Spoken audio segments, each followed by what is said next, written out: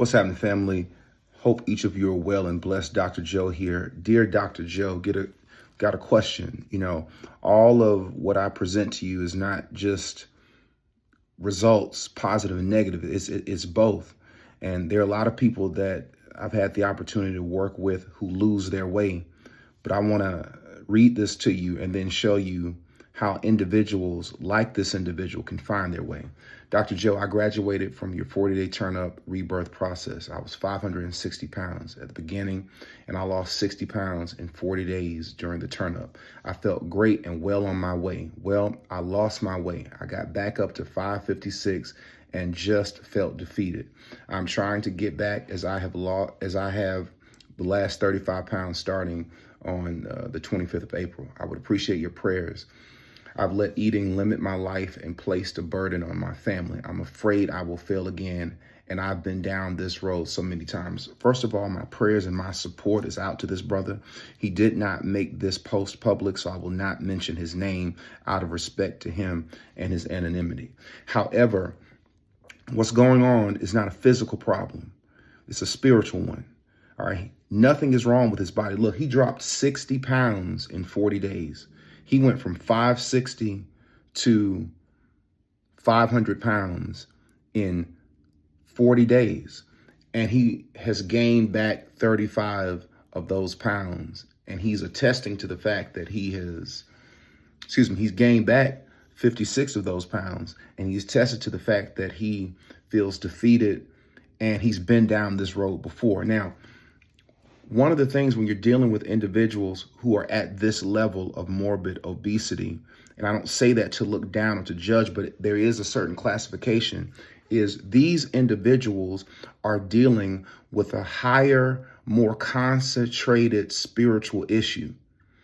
What allows a person to be 50 pounds overweight is the same spiritual impetus that allows a person to be 300 pounds overweight.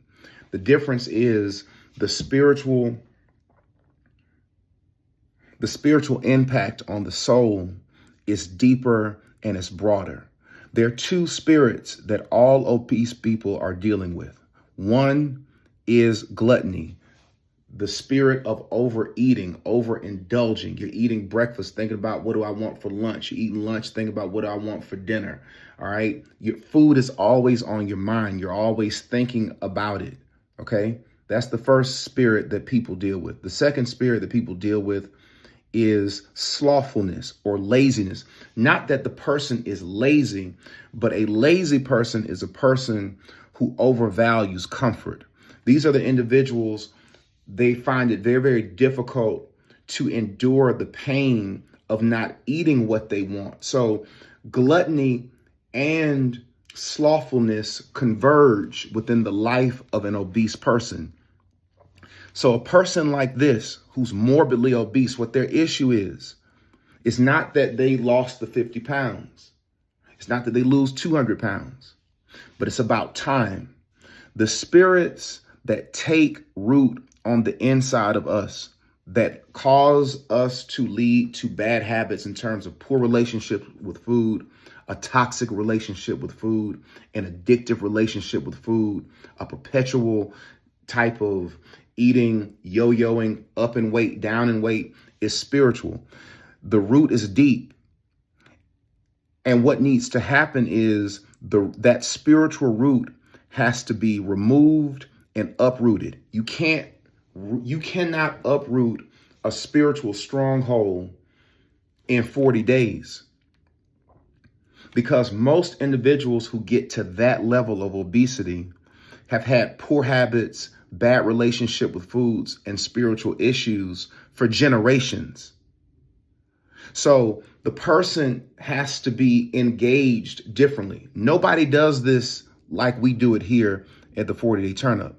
Because when I'm dealing with individuals who need to lose weight or people who are obese, I'm dealing with individuals who are in the mindset of being addicted. So the same way people get addicted to alcohol, drugs, marijuana, you've got to deal with the person the same way, because the people are dealing with food addictions. And the only way food addictions can be addressed is over time. So that person who's morbidly obese, you've got to work with them in two different phases. One, you got to help them get to where they need to be. I got to lose 200 pounds. I got to lose 300 pounds.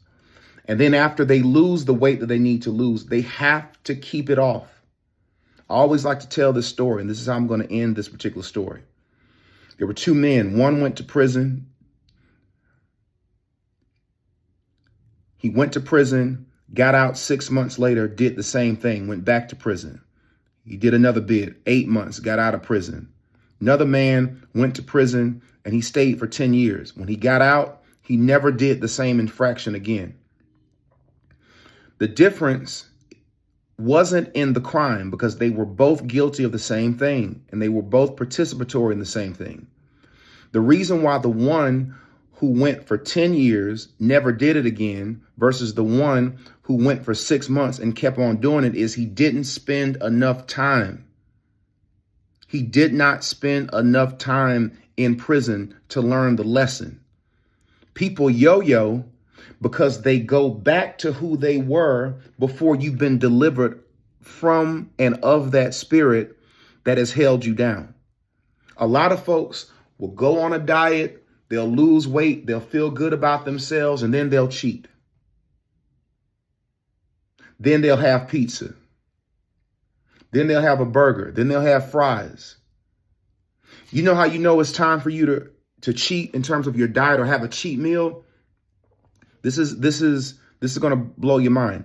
You know you're ready for the cheat meal when you don't crave the cheat meal.